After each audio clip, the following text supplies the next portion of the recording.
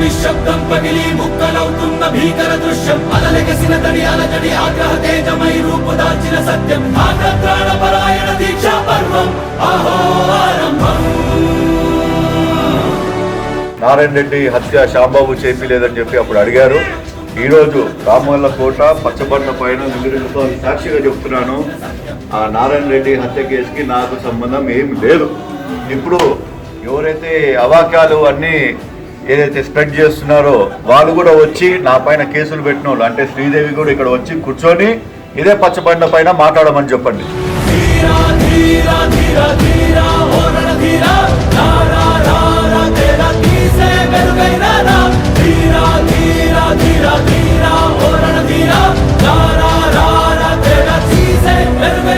మీరందరూ ఆలోచించండి, వాళ్ళది ఒకటే ఒక ఆశ, వాళ్ళ అధినాయకుడు మాదిరి, అంటే జగన్ వాళ్ళ నాన్న చచ్చిపోయిన తర్వాత నన్ను సీఎం చేయనని ఎలా చేసి తిరుగుతున్నాడో ఈయన కూడా ఆయన మొగుడు చచ్చిపోయిన వెంటనే నన్ను ఎమ్మెల్యే చేయాలా అని చెప్పి తిరుగుతుంది.